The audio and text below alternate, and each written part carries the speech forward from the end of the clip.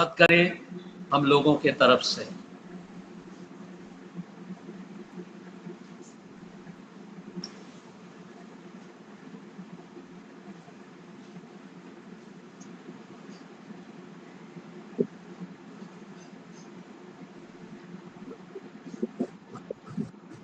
आप सभी को जय मसीह की। जय मसीह की आप सभी को। प्रभु की महिमा में एक गाना गाएंगे। यहोवा राजा है सामर्थ से भरा, अनादि परमेश्वर वो ना टलेगा। यहोवा राजा है सामर्थ से भरा, अनादि परमेश्वर वो ना टलेगा। युगों से युगों तक की है राजा, महिमा के सिंहासन पर बैठा बादशाह, वो महान सर्वशक्तिमान, उसकी हुकूमत और उसका है प्रताप सदा।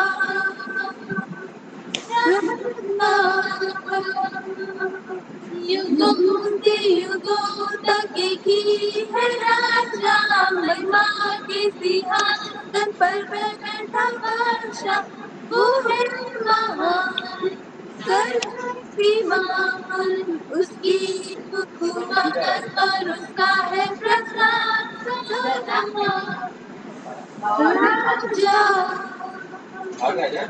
समुद्र की लहरों से यहोवा है महान, पर्वत की ऊंचाई से ऊंचाई छुड़ा, समुद्र की लहरों से यहोवा है महान, पर्वत की ऊंचाई से ऊंचाई छुड़ा, युगों से युगों तक की है राजा, महिमा के सिंहासन पर बैठा बादशाह, वो है महान सर्वशक्तिमान, उसकी हुकूमत और उसका है प्रताप सदा। राजा युगों से युगों तक की है राजा, महिमा के सिंहासन पर बैठा बादशाह, वो महान सर्वशक्तिमान, उसकी हुकूमत और उसका है प्रताप सदा।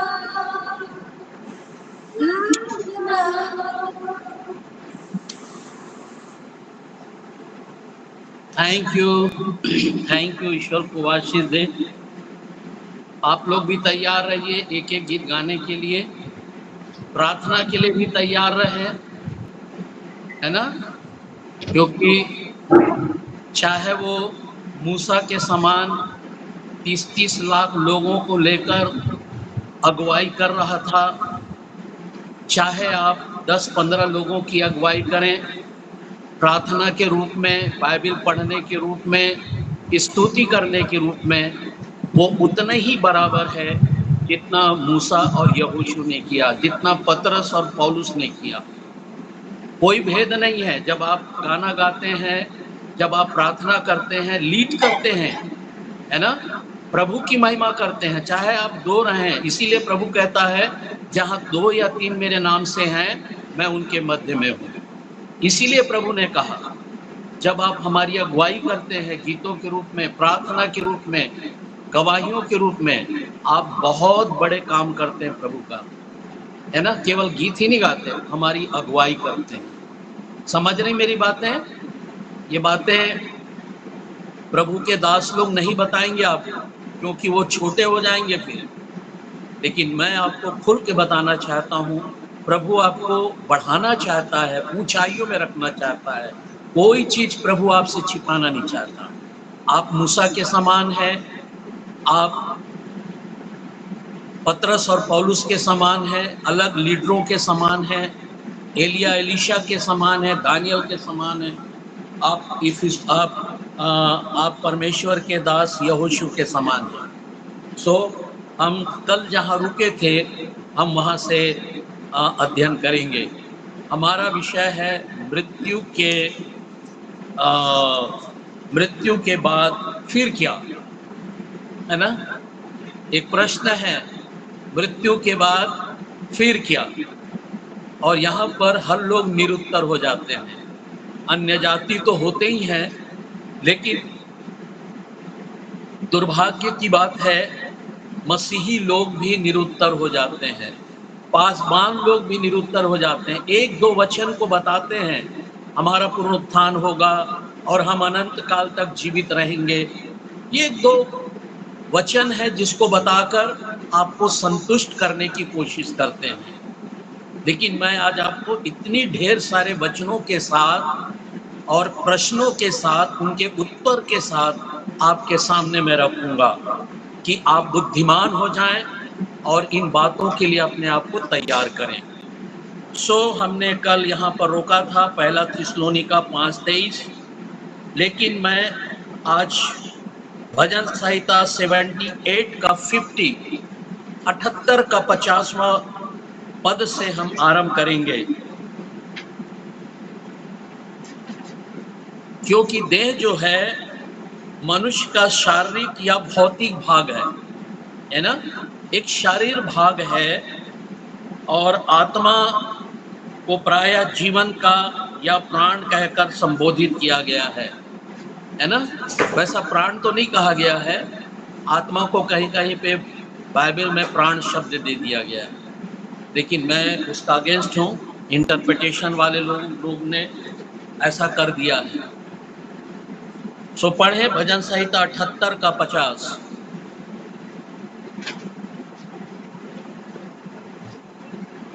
उसने अपने क्रोध का मार्ग खोला, उनके प्राणों को मृत्यु से ना बचाया, परंतु उनको मरी के वश में कर दिया। फिर से बेटी जी, उसने अपने क्रोध का मार्ग खोला और उनके प्राणों को मृत्यु से ना बचाया, परंतु उनको मरी के वश में कर दिया। समझ में आ रहा है? परमेश्वर जब क्रोधी होता है तो आपके शरीर को मृत्यु के वश में कर देता है, विनाश के वश में कर देता है, और परमेश्वर अपना हाथ खींच लेता है। आज बहुत सारे पासवान लोग, मैं इसलिए ऐसा नाम लेता हूं ताकि आपको विश्वास हो। आप कभी पासवानों के घर में जाकर बैठे, जब वो आपके घर आते हैं तो आपको बड़ी बड़ी सांत्वना देते हैं, बड़ी बड़ी वचन की बातें बताते हैं, परमेश्वर के आनंद से भरपूर करने की कोशिश करते हैं। लेकिन कभी आप उसके घर में जाइए तो वो अपने दिल की बात बताना आरंभ करेंगे, अपने घर की हालात बताना आरंभ करेंगे, अपने घर की मुसीबतों से आपको परिचय कराएंगे, अपने घर के दुखों के बारे में आपको अवगत कराएंगे। क्योंकि हम जानते हैं जब हम परमेश्वर की इच्छा से हटकर मनुष्यों की इच्छाओं को या मनुष्यों को प्रसन्न करने का प्रयास करते हैं तो परमेश्वर हमें महामारी के वश में कर देता है, रोग के वश में कर देता है, दुख के वश में कर देता है, क्लेश के रूप में कर देता है ना। और हम विनाश की कटनी काटते हैं, पति पत्नी मिलकर रोते रहते हैं, अब क्या होगा, अब क्या होगा, कैसा होगा। बोलना बहुत एहसास है, जीवन जीना बहुत कठिन है। मैं आपको बड़ी बड़ी बातें बता सकता हूँ, लेकिन वैसा जीवन मैं जी रहा हूँ क्या, ये मायने रखता है। और यदि मैं जी रहा हूँ तो अवश्य है कि मेरे मुंह से जीवन की बातें निकलेंगी और सुनने वालों के लिए आशीष का कारण बन जाएगा, है ना, आशीष का कारण बन जाएगा। हमारे चर्चेज में भी, है ना, जबकि वहाँ बोलने वाले हैं, बहुतों को मौका मिलता है, कई लोग कई बार रिपीट कर लेते हैं, कई बार रिपीट करते हैं, लेकिन पासवान जो हैं वो मुझे मौका नहीं दे पाते, कभी सालों नहीं दे पाते। प्रार्थना के लिए कभी काल दे दिए एक आध बार साल में, बहुत बड़ी बात है। लोगों का कहना है कि जब आप बोलते हैं, जब आप बताते हैं, तो आपके मुंह से परमेश्वर का वचन निकलता है। परमेश्वर, ऐसा लगता है कि परमेश्वर हमसे बातचीत कर रहा है। हम लोग एक मंत्रमुग्ध हो जाते हैं, बहुत अचंभे लगते हैं। आप कुछ नया बताते हैं, पद वही होता है, घटनाएं वही होती हैं, लेकिन आप उसमें एक अलग ही भेद को बताते हैं, और वो भी वचन को बताकर, वचन के द्वारा ही वचन का भेद बताते हैं। लोग इसलिए पासवान लोग लज्जित होते हैं, मौका नहीं देते। आप भी वैसे ही करेंगे। आप अपनों के बीच में, अपनी कलीसिया में एक दिन परमेश्वर की आवाज आपके मुंह से निकलेगी। आप चाहे कितनों कमजोर हो, आप चाहे कहीं क्यों ना हो, है ना, आप चाहे कुवैत में रहते हो, चाहे आप अमेरिका में रहते हो, है ना। एक हमारी बेटी है, हमारी मेघा की दोस्त, वो भी कुवैत में है ना बेटा, क्या नाम है उनका? रेबेका महिमा सिंह। हाँ, तो ये सब अगर प्रभु में आ जाए तो उस क्षेत्र के लिए ज्योति का कारण बन जाएंगे। लोग आपसे, अभी मैं टीवी में देख रहा था न्यूज दोपहर के समय, और भारत जो है बॉक्सिंग में महिला वर्ल्ड चैंपियन बन गई। आपने देखा कोई न्यूज? एक महिला वर्ल्ड चैंपियन बनी है, वर्ल्ड चैंपियन बॉक्सिंग में, और वो कौन है जानते हैं? केवल क्रिश्चियन ही नहीं, बॉर्न अगेन क्रिश्चियन है वो, नया जन्म पाई हुई लड़की है वो। और जब उससे पूछा गया, उसी ग्राउंड में जब जीत कर बाहर आई, तब उसने सिर्फ यीशु को महिमा दिया। आप कैसे फील करते हैं? आपके विजय में आप किसका हाथ मानते हैं? लोग सुन रहे थे कि वो अपने कोच की महिमा करेगी, लोग सुनना चाहते थे अपने भारत देश का नाम, यहाँ के प्रधानमंत्री और खेलकूद मंत्री का नाम लेगी, इन्हों की सहायता से मैं यहाँ पहुंची हूँ। लेकिन उसने ऐसा कुछ भी नहीं कहा। उसने कहा मेरे जय पाने के पीछे मेरे यीशु का नाम है, और वो यीशु फिर मुझको लेने आने वाला, वो बहुत जल्द आने वाला है। वो वहां लेक्चर देने लग गई थी, ऊंची आवाज से हाथ उठा उठा कर प्रभु का धन्यवाद कर रही थी। एक क्रिश्चियन, पूरा वर्ल्ड सुन रहा था उसको। ऐसा कोई भी देश नहीं है जो उसको ना सुना हो, कोई भी ऐसी जाति नहीं है जो उस आशीष की बातों को, जीवन की बातों को, जय की बातों को नहीं सुना होगा। और केवल लोग ही नहीं, देश के राष्ट्रपति और प्रधानमंत्री और उनके कैबिनेट लोग भी उस संदेश को सुने। इतना गर्व फील कर रहा था मैं भी। एक दिन खुदा आपको इस्तेमाल करेगा, है ना। तो खुदा चाहता है कि जो ऐसा करने से अपने आप को पीछे ले जाते हैं, आप ये मत सोचिए मैं पाप नहीं करती हूँ, भले आप नहीं करते होंगे पाप, मैं यकीन करता हूँ, लेकिन प्रभु की महिमा करने से यदि आप अपने आप को पीछे खींचते हैं तो ये सबसे बड़ा पाप है। मर्डर करने से, गाली देने से, मारपीट करने से, झूठ बोलने से, हत्या करने से बढ़कर यदि कोई पाप है तो अपने आप को सुसमाचार से अलग करना। समझ रहे मेरी बात है? मैं बहुत फैक्ट इन दिनों में आपसे मैं परिचय कराने जा रहा हूँ। प्रभु बार बार मेरे मुंह में 5 मिनट मैं पहले या बताते बताते मेरे मुंह में डालता है। मैं कोई तैयारी नहीं करता, है ना। बाइबल बताती है कि हमारा परमेश्वर जलन रखने वाला परमेश्वर है और आपको क्लेश के वश में छोड़ देगा, आपके शरीर को छोड़ देगा, आपके परिवार को छोड़ देगा आपके कारण। यदि आप उद्धार पाएंगे, विश्वास करेंगे तो घराना उद्धार पाएगा। अगर आप पाप करेंगे तो पूरा परिवार दंड पाएगा। समझ रहे हैं इस भेद को? तो यदि आप अपने आप को सुसमाचार से पीछे खींचेंगे, उससे दूर भागेंगे, इससे बड़ा पाप और कोई नहीं है बाइबल में। और खुदा आपको, आपके शरीर को उसके वश में कर देगा। यही बात भजन संहिता की किताब में लिखा हुआ है। प्रेरितों के काम 2:41।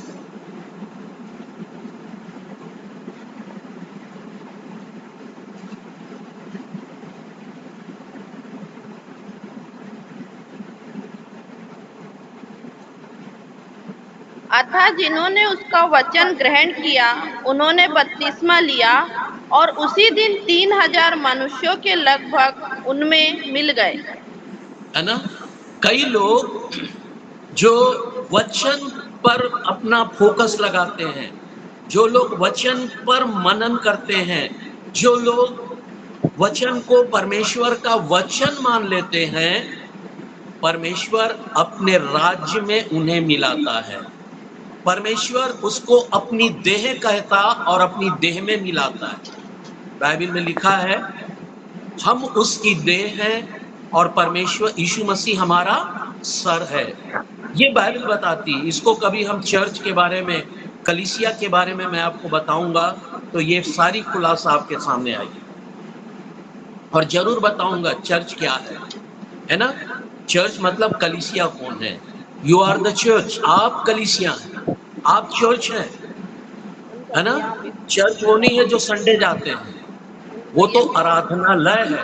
चर्च आराधनालय जाती है, कलीसिया आराधनालय जाती है, ना केवल आप चर्च जाते हैं। ये गलत है। शैतान आपको ऐसा करके एक बड़ी आशीष से आपको वंचित करता है। कभी भी आप संडे के रोज जब आपसे कोई पूछे कहाँ जा रहे हो, तो कहाँ जा रहे हैं बताएंगे आप लोग? आराधनालय। आराधनालय जा रहे हैं बोलना, है ना। चर्च आराधनालय जा रहा है, मैं आराधनालय जा रहा हूं या जा रही हूं, ठीक है। अब सच्चाई जान गए, आपके मुंह से कभी चर्च जा रही हूं या जा रहा हूं शब्द आया तो परमेश्वर आपकी देह को फिर छोड़ देगा शराब के वश में। सोच लीजिए, मैं बहुत कड़ा शब्द बोल रहा हूं, ठीक है। इसलिए क्योंकि मैं और मेरा प्रभु जो आपका भी है, आपको इतना प्यार करता है, वो नहीं चाहता कि आपके शब्दों में कोई चूक आ जाए, है ना। एक भी राई के दाने बराबर भी आपके अंदर कोई चूक दिखाई दे, प्रभु नहीं चाहता। इसलिए मैं बहुत सत्य सत्य आपको बता रहा हूं ताकि कभी मौका मिले आप भी लोगों को सत्य बताइए। समझ में आ रही मेरी बातें? तो शरीर को परमेश्वर श्राप के अधीन करता है, वरन कई बार शरीर को खुदा आत्मा के अधीन करता है ना। और यहां पर हम देख रहे हैं हमारे शरीर को खुदा आत्मा के अधीन कर रहा है। 3000 लोग प्रभु में मिल गए, जितनों ने बपतिस्मा लिया, है ना शालू। जितने लोगों ने प्रभु में बपतिस्मा लिया वे क्या हो गए? उसकी देह में, उसकी आत्मा में मिल गए। और आप लोग भी, है ना, जब बपतिस्मा लेते हैं तो किसी चर्च में नहीं मिलते। आप धोखे में मत रहिए। आप जिस भी चर्च में जाते हैं, जो भी नाम होगा आपके आराधनालय का, आपका संगठन का, आप उसमें नहीं मिलते। आप किस में मिलते हैं बैप्टिज्म के बाद? प्रभु की देह में, प्रभु की कलीसिया में, है ना। प्रभु की कलीसिया में, प्रभु के आत्मा में, प्रभु के राज्य में मिलते हैं। इसको आप बिल्कुल कान खोलकर सुन लीजिए, है ना। तो परमेश्वर आपके लिए एक उत्तम स्थान रखा है और उसके द्वारा प्रभु अपनी महिमा। पहला पतरस 3:20। पहला पतरस 3:20।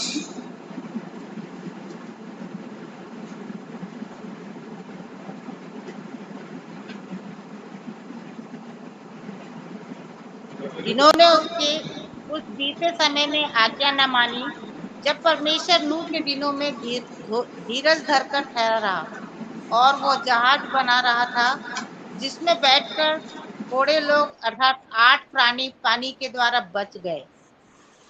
कितने लोग बचे? 8 प्राणी बच गए, है ना। तो याद रखिए कितने लोग हैं जो हे प्रभु तो कहते थे, मेल बलि, पाप बलि, अन्न बलि चढ़ाया करते थे। सप्ताह के आखिरी दिन परमेश्वर के लिए कोई भी काम नहीं करते थे, वे सारी बातों को मानते थे, लेकिन परमेश्वर की आज्ञा को नहीं माने। उन्होंने उस समय भी कहा मन फिराओ, क्योंकि बाइबल में लिखा है क्यों उस समय जल प्रलय हुआ था, मालूम है आप लोगों को? क्योंकि बहुत अधिक पाप बढ़ गया था। हाँ, क्योंकि बाइबल में लिखा है उनके जीवन में पहले पढ़िए उत्पत्ति 8 उसका 21।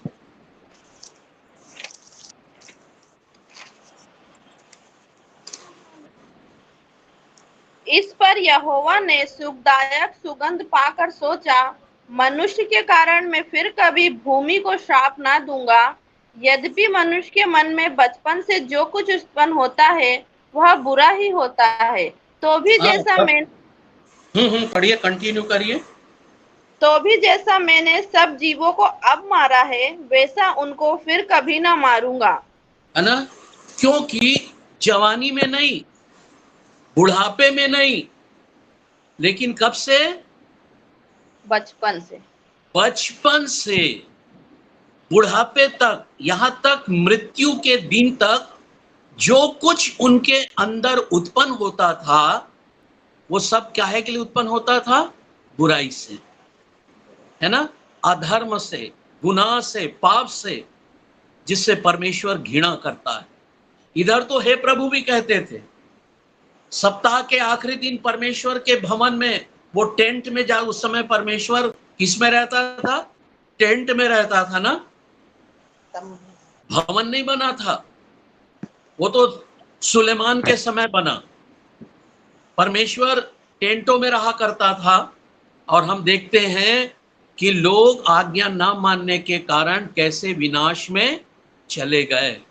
और प्रभु उस एग्जाम्पल को आपके सामने इसलिए रख रहा है कि आप उनकी से जीवन रिपीट ना करें, उनके से व्यवहार आप पुनः आरंभ ना करें, वरन इन घटनाओं को देखकर आप सचेत हो जाएं, सावधान हो जाएं, और परमेश्वर की इबादत की आत्मा और सच्चाई से करें।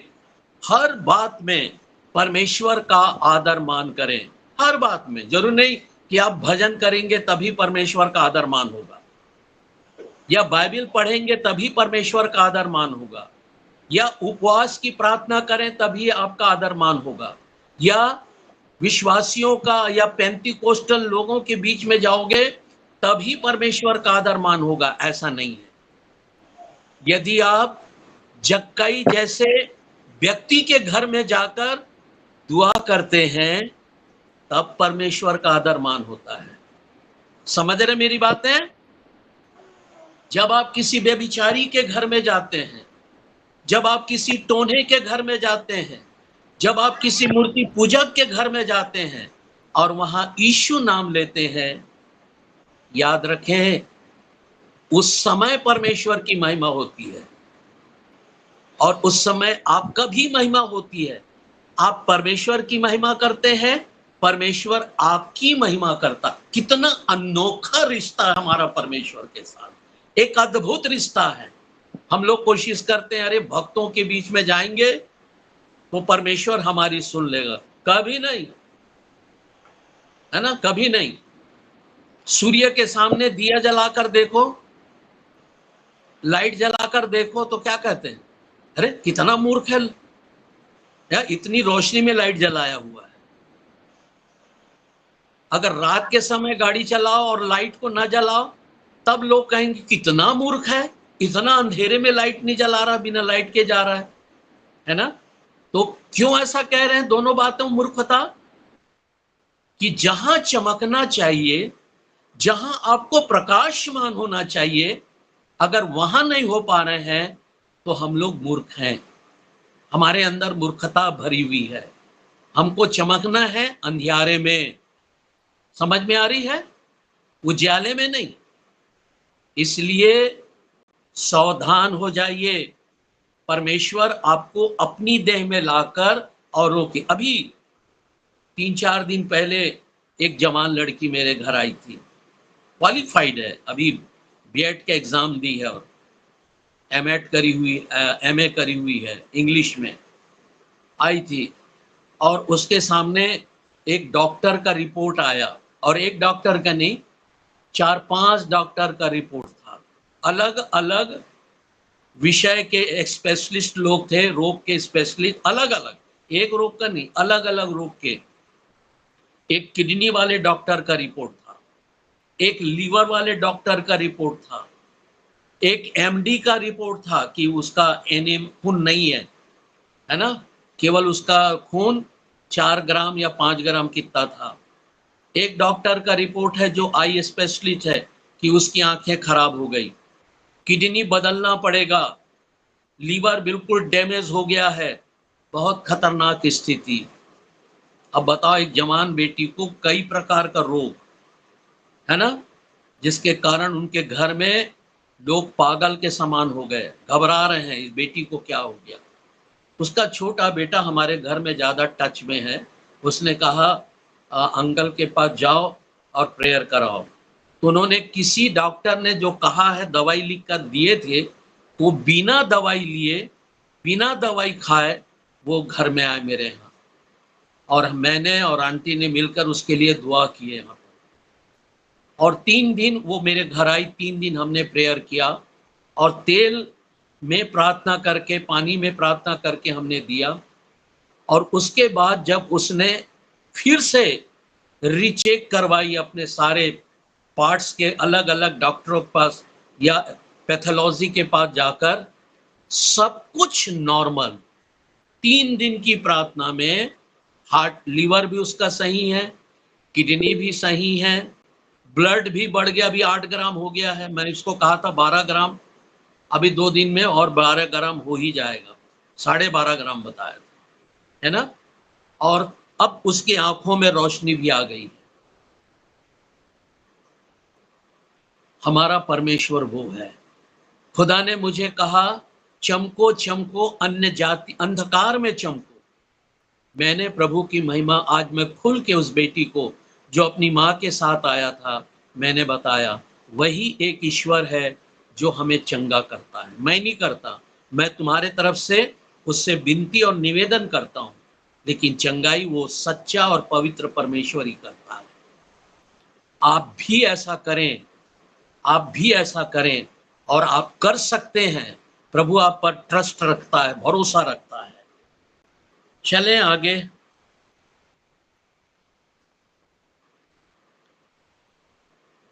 लूका की किताब 23 का 46, लूका 23 उसका 46, 23 का 46। ईसा ने ऊंचे स्वर से पुकार कर कहा, पिता, मैं अपनी आत्मा को तेरे हाथों में सौंपता हूँ।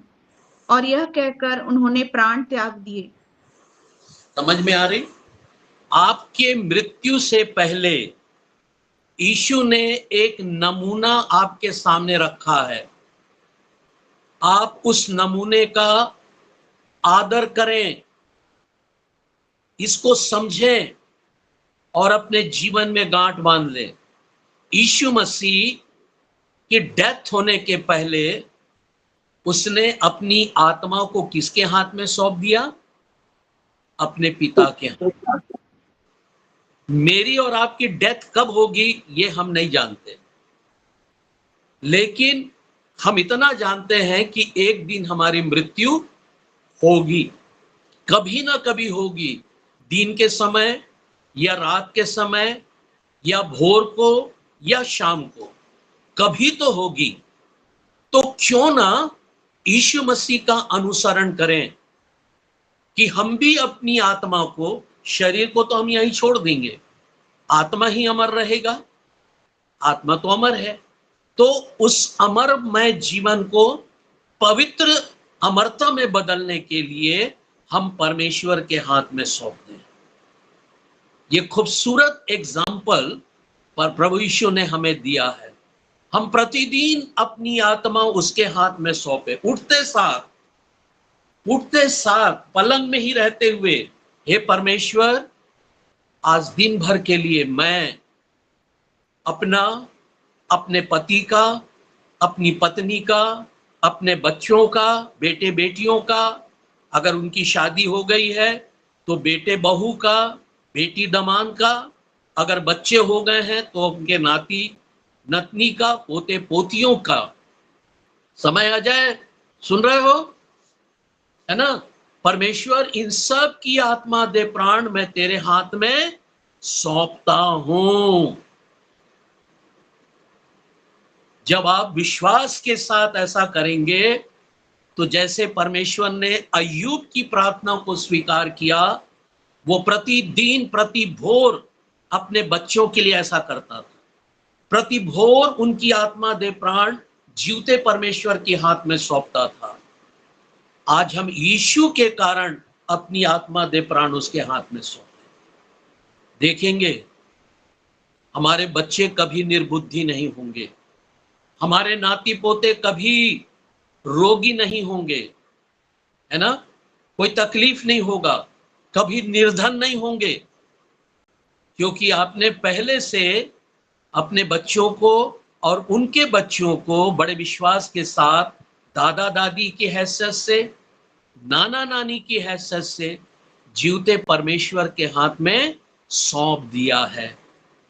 तो याद रखें, ऐसा करके आप उस पवित्र और सिद्ध इच्छा को जो यीशु ने किया, आप भी पूरा करते हैं, तो आप फिर मृत्यु से नहीं डरेंगे, है ना? आप इसके बाद, मृत्यु के बाद फिर क्या, उसका आंसर आपको मिलता जाएगा, है ना? वो जो सौंपे रहेंगे उसका आनंद अभी आपको नहीं मिलेगा, केवल जीवन मिल जाएगा, कल का भोर का प्रकाश देखने पाओगे, बस, इससे ज्यादा नहीं। लेकिन जब हम अपनी आत्मा परमेश्वर के हाथ में सौंपते हैं तो मृत्यु के बाद फिर क्या, उसको उस समय प्राप्त करेंगे, उस आनंद को, आफ्टर डेथ। आज आप अपनी आत्मा को प्रभु के हाथ में सौंपेंगे, 20 साल, 25 साल, 50 साल, 100 साल, हमारी बहन लोग तो अभी 70 साल और जिएंगे, इसलिए मैं अभी नहीं बोल सकता उनके लिए, है ना? तो कभी ना कभी तो ऐसा होगा, तब उसका आनंद वहां दिखाई देगा, है ना? जब प्रभु कहेगा, हे मेरे पिता के धन्य लोगों, मेरे राज्य के प्रवेश करो, मेरे राज्य में प्रवेश करो। कितना सुखद आनंद होगा उस समय। तो याद रखें, प्रभु का आनंद ऐसा ही हमें मिलता है। प्रेरितों के काम 2:27,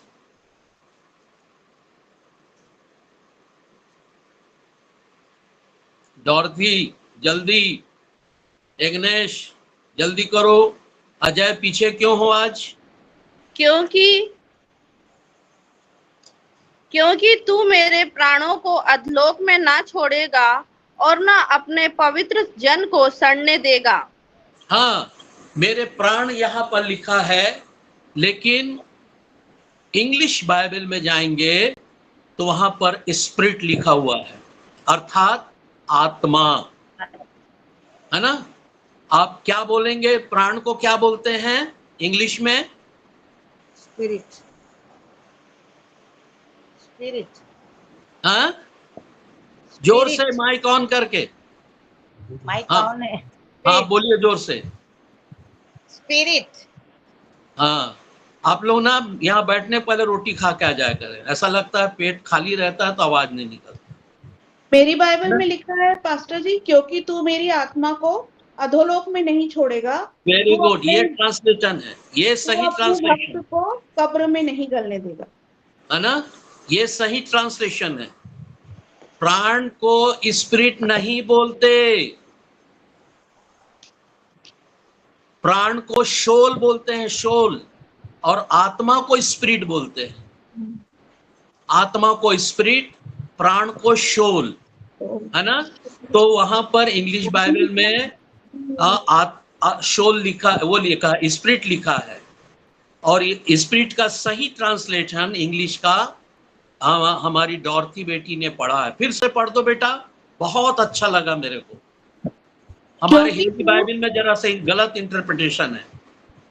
क्योंकि तू मेरी आत्मा को अधोलोक में नहीं छोड़ेगा। बस बस हम यहीं पे रुक रहे हैं ना, आत्मा की बात हो रही है। मेरी आत्मा को अधोलोक में नहीं छोड़ेगा, क्योंकि जीते जी मैंने अपनी आत्मा यीशु के नाई आपके हाथ में सौंप दिया। अगर आप नहीं सौंपेंगे, आप चाहे बाइबल पढ़ते हो, चाहे शास्त्री हो, निकोदिमुस भी शास्त्री था ना, बाइबल का जानकार था निकोदिमुस। कौन कौन जानता निकोदिमुस को? हेलो, जय मसीह की। अरे कोई नहीं जानता, 2 जन के छोड़ है। लीना जानती है क्योंकि मिल चुकी निकोदिमुस से, और गब्रियल भाई भी जानता है ना, एक दिन नाश्ता करने आया था वहां वो, है ना। अरे वो निकोदिमुस जो नए नियम में है, जो यीशु मसीह के पास आया था, और यीशु ने कहा तुझे नए सिरे से जन्म लेना आवश्यक है। वो मूर्खों की नाई, बच्चों की नाई कहता है, हे प्रभु क्या मैं अपने माता के घर में फिर से जन्म लूंगा, है ना। यीशु मसीह हंसा होगा ना, जरूर हंसा होगा। इतना बुजुर्ग आदमी, इतना अनुभवी आदमी, और इसको एक पदवी मिली है, शास्त्री, मतलब शास्त्र का ज्ञानी, लोगों को शास्त्र सिखाने वाला, उसकी भेदों को बताने वाला। अगर आज मैं आप लोगों को इतना वचन बता रहा हूं और ये कहूं नया जन्म कैसे होता है, क्या मैं फिर अपने माँ के पेट में जाऊं क्या? तो आप लोग नहीं हंसेंगे मेरे लिए? हम लोग को शिक्षा देने वाला आज मूर्खता की बातें कैसे कर रहा है ना। प्रशंसा तो बहुत जोर जोर से हंसेगी, और जाके अपनी फ्रेंड को ही बताएगी, मैं जान रहा हूं, सबसे पहले उसको फोन करेगी। कितनों भी कड़क धूप रहे, दौड़ के चली जाएगी उसके पास। हाय रे, छीरे, ओरे, नाना ऐसा बोल रहे थे, है ना, रिया के पास। हाँ हाँ हाँ। तो बाइबल में लिखा है, फिर से पढ़ो बेटा, कि मैं मेरी आत्मा को सड़ने नहीं देगा। क्यों नहीं देगा? क्योंकि मैंने सौंप दिया। एक व्यक्ति अपनी आत्मा को परमेश्वर के हाथ में नहीं सौंपा था और अधोलोक चला गया। वो कौन था? जल्दी से यूदस इस्करियोती। जोर से बोलो। और मैंने कहा कल सब रोटी खा के आना। यूदस इस्करियोती। यूदस यहूदा इस्करियोती, करेक्ट। चलिए और कोई बताइए। हाँ इग्नेश। हनोक। चलो हनोक, रॉन्ग आंसर। अजय। लीना। मूसा। देते जाओ, कोई ना कोई तीर तो लग ही जाएगा। अगली साहब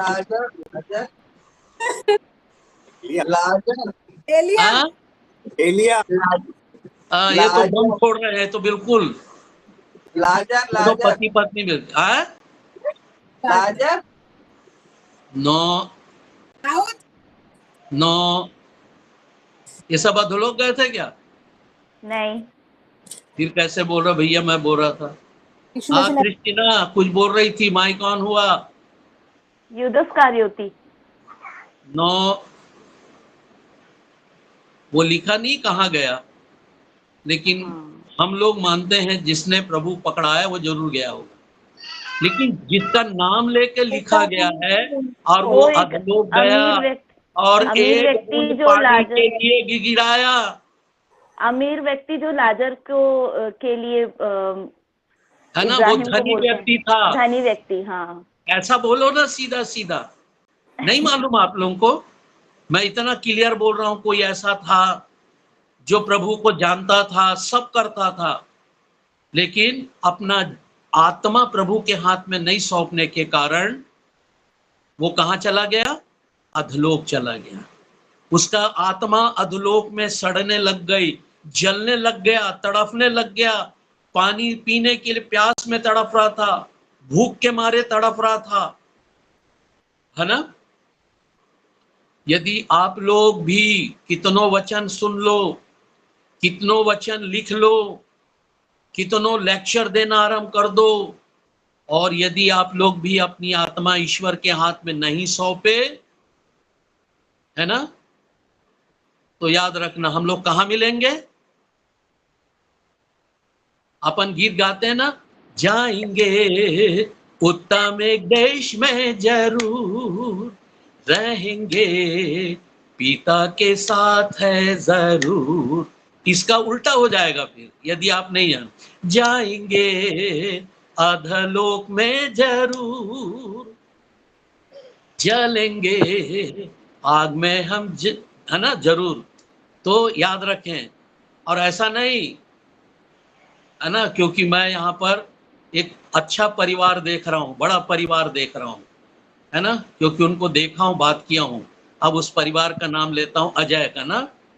तो परमेश्वर, अजय बोलेगा प्रभु मैंने तो अपनी आत्मा तेरे हाथ में सौंप दिया, तब परमेश्वर एक क्रॉस आंसर करेगा। जैसे ये सबके लिए कान धर के सुन लो, बाद में मत बोलना पादरी साहब नहीं बनाए प्रभु इसलिए हम अधलोक आ गए, हमको उठाकर स्वर ले जाओ और पादरी साहब को नरक भेज दो, क्योंकि उसने हमें नहीं बताया। लेकिन मैं आज बता देता हूं ताकि मैं बच जाऊं, ठीक है। अब अजय ने तो अपनी आत्मा सचमुच में विश्वास के साथ, आत्मा सच्चाई के साथ परमेश्वर के हाथ में सौंप दिया, है ना, लेकिन फिर भी नरक चला गया, फिर भी अधोलोक चला गया। क्यों? कोई बता सकता है? खुदा एक प्रश्न करेगा, जैसे वो छोटा झुंड जो मैंने तेरे हाथ में सौंपा था वो कहां है ना। बाइबल में ये लिखा है ना, वो छोटा झुंड जो मैंने तुझे सौंपा था वो कहां है।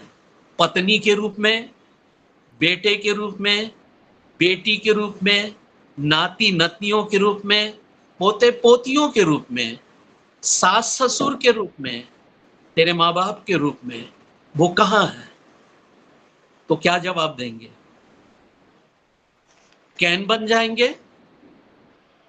कैन के समान जवाब देंगे? कैन ने क्या जवाब दिया था? ईशो ने पूछा तेरा भाई हाबिल कहां है? हैं? क्या मैं उसका रखवाला हूँ? यस, क्या मैं उसका रखवाला हूं? गया होगा इधर उधर, जबकि उसका मर्डर कर चुका था वो। आप ऐसा करके नहीं बच सकते। क्या मैं अपने सास ससुर का रखवाला हूं? क्या मैं अपने बाल बच्चों का रखवाला हूं? मैं सिर्फ अपने प्राण का जानता हूं, अपनी आत्मा को मैं अपनी बीबी को जानता हूं, बस। आप बच नहीं सकते। आप ऐसा करके परमेश्वर के क्रोध को ठंडा नहीं कर सकते। खुदा क्या कहेगा जानते हो? वो छोटा झुंड मैंने तुझे सौंपा था वो कहां है। मुझे बहुत खुशी लगती है, मैं एक का नाम ले रहा हूं, इसका मतलब यही मत सोचिएगा कि अंकल जो हैं पादरी साहब हम लोग को नहीं बोल रहे हैं, अजय को बोल रहा है। तो मैं एक साथ सबका नाम तो नहीं ले सकता ना, एक छोटा सा मुंह भरा है मेरे पास, है ना। तो जैसे मैं देखता हूं अजय को, वो अपनी पत्नी के साथ भय के साथ बैठता है, और सिर्फ पत्नी को लेकर नहीं, उसने अपने बेटे को भी इस असंगति में लाया है, उसने अपनी बेटी को भी लाया है। वो भी मुझसे बात करती है, मैं उसको कई बार यहाँ भी देखा हूँ संगति में। अभी वो डिलीवरी हुई है बेचारी की, ईश्वर बहुत आशीष दे उसको, लेकिन एक दिन वो अपने बच्चों के साथ यहाँ बैठेगी, तब प्रभु कहेगा जैसे, है ना, धन्य है अजय तू, क्योंकि तूने परमेश्वर की इच्छा को पूरी की। यही तो परमेश्वर की इच्छा है ना। धन्य है वे जो परमेश्वर की इच्छा को मानते हैं, स्वर्ग का राज्य उन्हीं का है ना। मैं ऐसा नहीं देख रहा हूँ, ये मैं मेघा को भी देखता हूँ, उसकी मम्मी भी है और उसकी बेटी को भी बैठाती है। मैं क्रिस्टीना को भी देखता हूँ, वो अपने सास ससुर के साथ, अपने नंद, उनके बच्चों के साथ और अपने पति के साथ, अपने बेटे के साथ बैठती है ना। मैं अनुराग को भी देखता हूँ, डॉर्थी भी उसके साथ रहती है, उसकी प्यारी बेटी भी उसके साथ रहती, बेटा तो दूर है, रहता है बीच में, है ना? तो आप लोग सब, ये झुंड है, आप जाने अनजाने में, लेकिन परमेश्वर के वचन को पूरा कर रहे हैं। वो छोटे झुंड को आपने समेट के रखा है, कहीं ऐसा ना हो कि मैं परमेश्वर के सामने निरुत्तर हो जाऊं। समझने मेरी बातें, समझे कि नहीं समझे? ये मत सोचिए मैंने उद्धार पा लिया, अब मेरे लिए जगह तैयार है, मैं तो वहां चला जाऊंगा। यीशु ने कहा मैं जा रहा हूं, जाते जाते तेरे लिए जगह तैयार करने जा रहा हूं।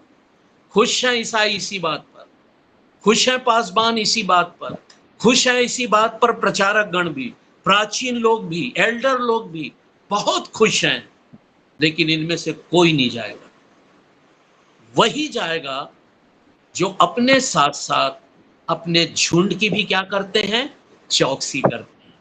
उन्हें एक अच्छे चरवाहे की नाई हरी हरी चराइयों में बैठाते हैं, सुखदाई जल के झरने के पास बाप की हैसियत से, माँ की हैसियत से, नाना नानी की हैसियत से, दादा दादी की हैसियत से, बेटे बेटी के हैसियत से उन्हें जल पिलाते हैं।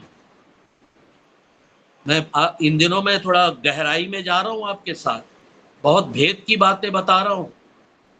खुश मत हो जाइएगा कि हम एक अच्छी संगति पा गए, अब हम तो उद्धार पा जाएंगे, स्वर्ग जाएंगे, कभी नहीं, नेवर। खुदा जब आपसे पूछेगा। इसलिए मैं धन्यवाद देता हूं मेघा की मम्मी को, जब हमने पहला परिचय हुआ उनसे और प्रभु के अनुग्रह से हमने एक अच्छा परिवार पाया, भाई बहन के रूप में, बेटी के रूप में, नातन के रूप में।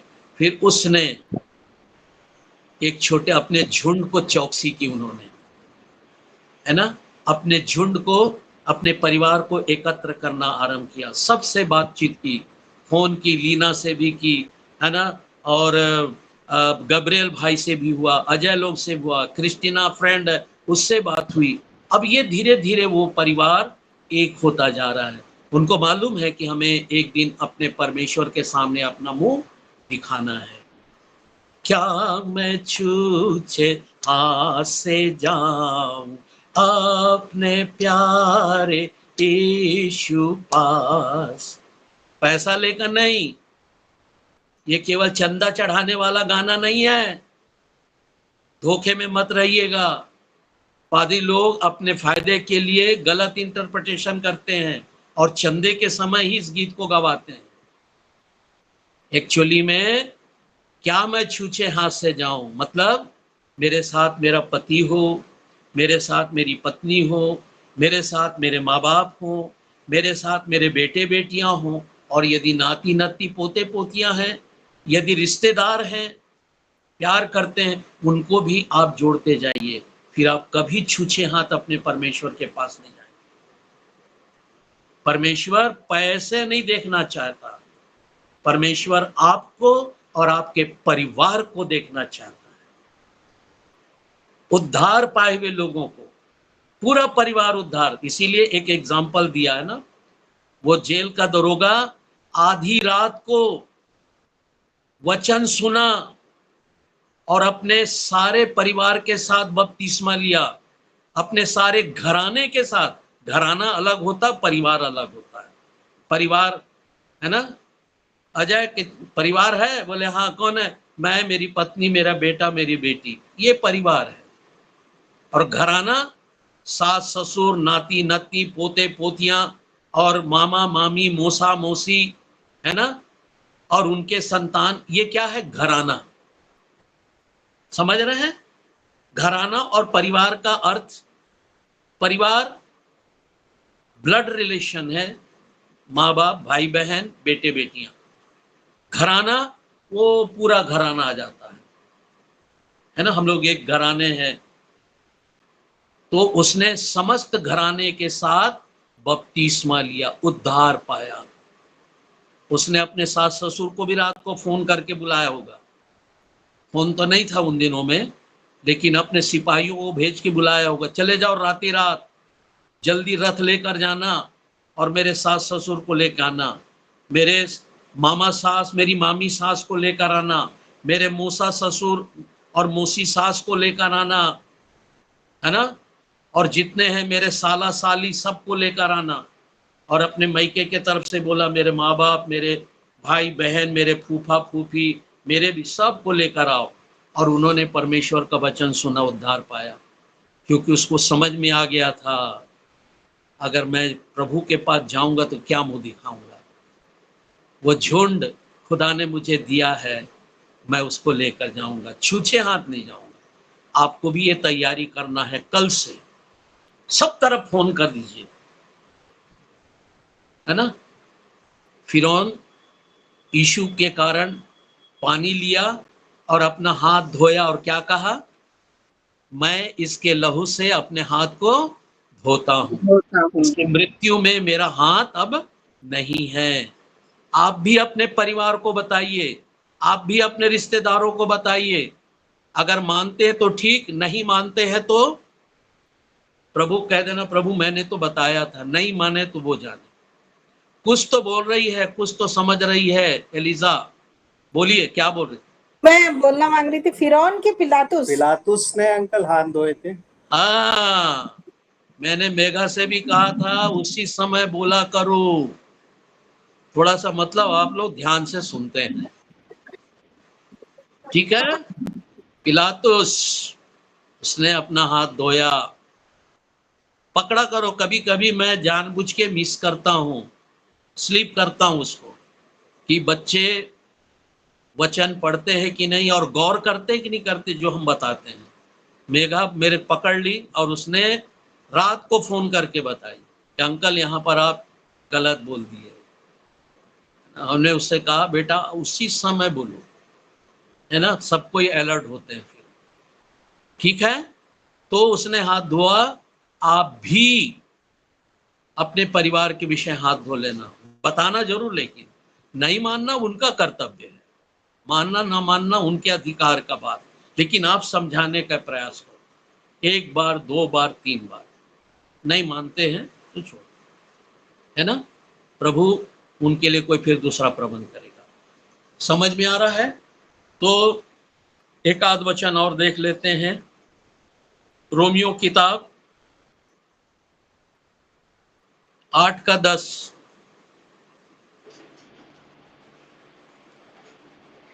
यदि मसीह तुम में है तो देह पाप के कारण मरी हुई है, परंतु आत्मा धर्म के कारण जीवित है।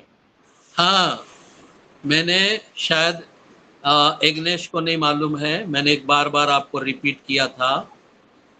जहां धर्म आता है हिंदी बाइबल में, डॉर्थी आप पढ़ो तो बेटी।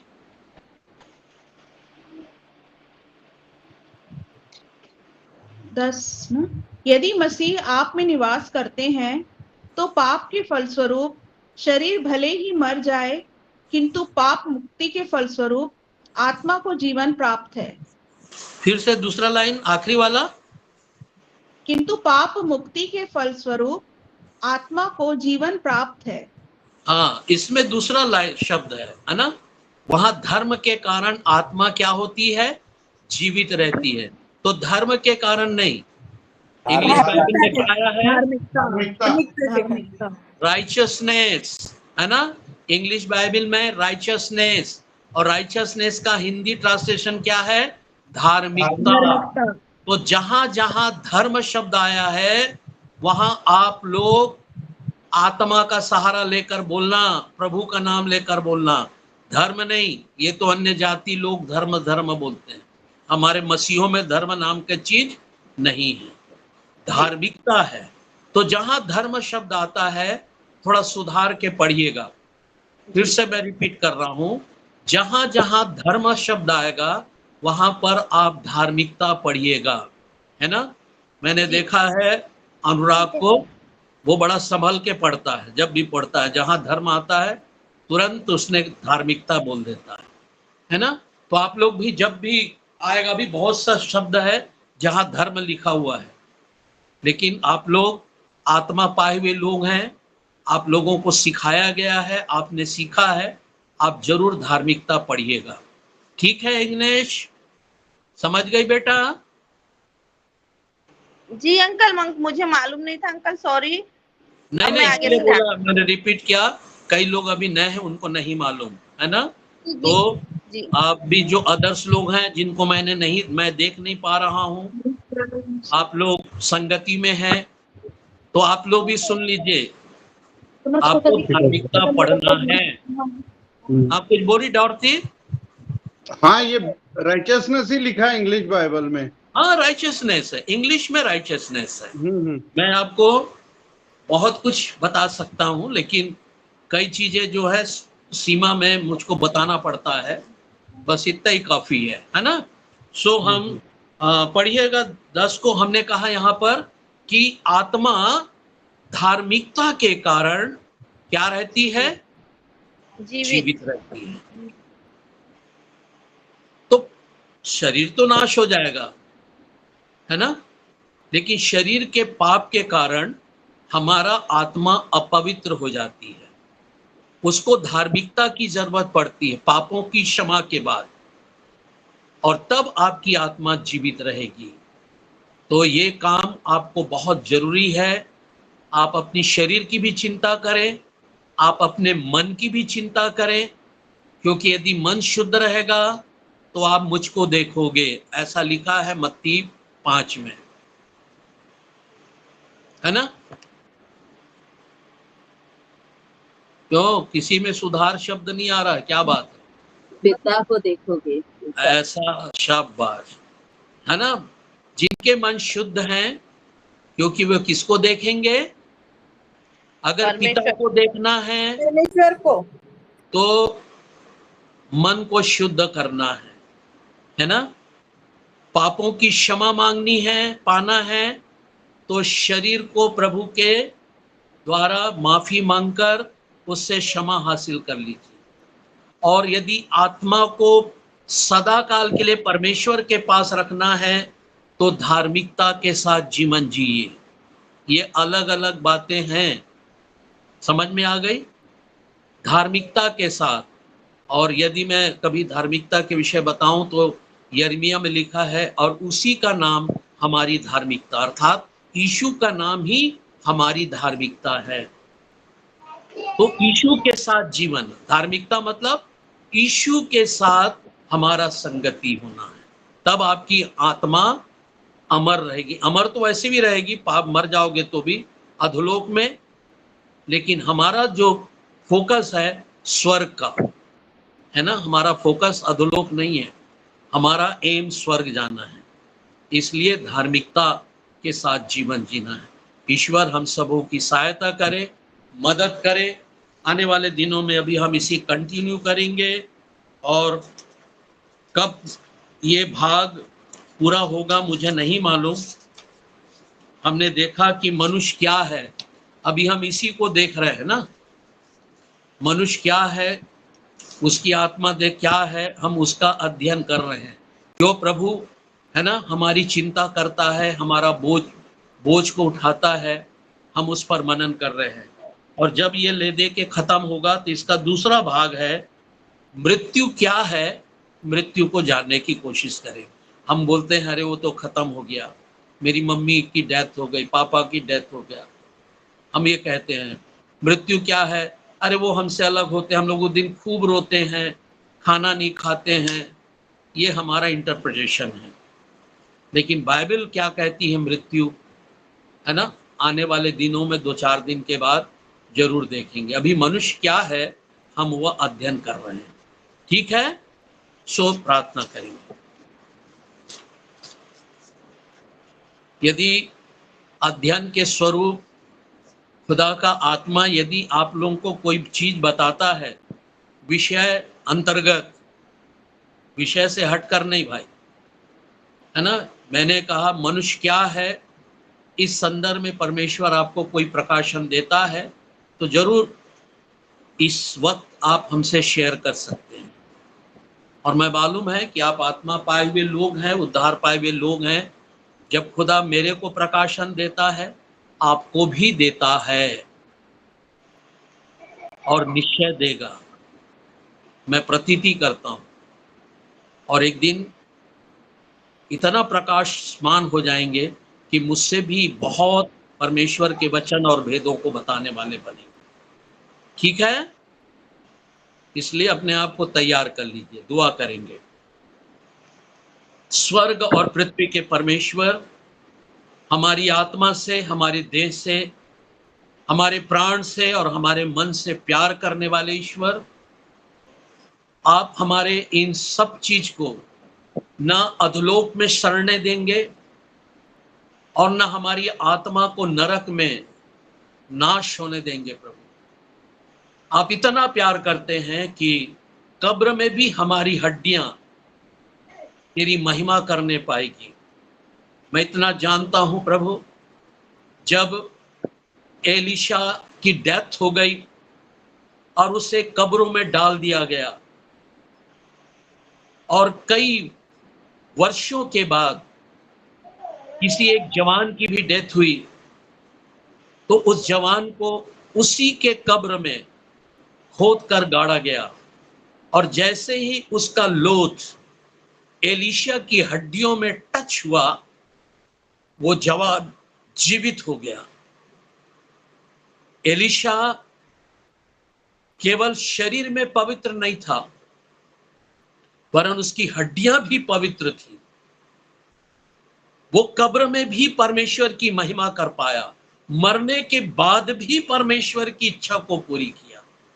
वैसे ही तेरे ये लोग हो जाएं प्रभु, जीते जी प्रभु का नाम हो और मरने के बाद भी परमेश्वर की महिमा हमारे शरीर के द्वारा, हमारी लोथ के द्वारा, हमारी हड्डियों के द्वारा हो प्रभु। यदि हम जहां गाड़े जाएं, अगर कई साल पहले, कई वर्ष पहले या 100 साल पहले किसी को दफनाया गया होगा और लोगों ने रिपीट करके उसी के कब्र को खोदकर यदि हमारी लोथ को डाल दे, यहोवा आपकी संगति में रहने के कारण, आप हमारे अंदर जीवित रहने के कारण हमारा देह, हमारी हड्डियां इतनी पवित्र हो जाए, इतनी सामर्थ्य से भरे रहे कि वो 100 साल का मुर्दा भी जिंदा हो जाए। क्योंकि ये बाइबल में है, ये संभव है। इसलिए हम आपकी ओर ताकते हैं, आपकी सिजदा करते हैं प्रभु। मैं एक एक लोगों की आत्मा को तेरे हाथ में सौंपता हूं, जैसे यीशु ने अपनी आत्मा हे पिता आपके हाथ में सौंपा, ताकि हम धार्मिकता के कारण हमारी आत्मा सदा आपके साथ जीवित रहे। इसी बड़े विश्वास के साथ एक और बात मांगता हूं प्रभु, जब आप हमसे पूछेंगे वो छोटा झुंड जिसे मैंने पृथ्वी पर तेरे हाथ में सौंपा था वह कहाँ है, तब हम वहां पर जवाब देंगे, मेरी पत्नी या मेरा पति, मेरे बच्चे, मेरे नाती पोते सब मसीह यीशु में हैं। सारे लोग मसीह की देह हैं, सब लोग उद्धार पाए हुए हैं प्रभु। तब प्रभु हमें कहेगा, धन्य है, धन्य हो तुम, परमेश्वर के राज्य में आ जाओ। हम उस शब्द को अपनी कानों सुने। इस अनुग्रह तक हम सबको लाकर खड़ा कर, यीशु के नाम में मैं दुआ मांगता हूं। आमीन, आमीन और आमीन। अब हमारे परमेश्वर पिता का प्रेम, प्रभु यीशु मसीह का अनुग्रह, पवित्र आत्मा की संगति और सहभागिता हम सब उद्धार पाए हुए लोगों के जीवन, परिवार में, हमारे घराने में, हमारे बाल बच्चों में, परिवार में और यीशु मसीह के आगमन तक सदा सदा सदा लोग बनी रहे। आमीन, आमीन।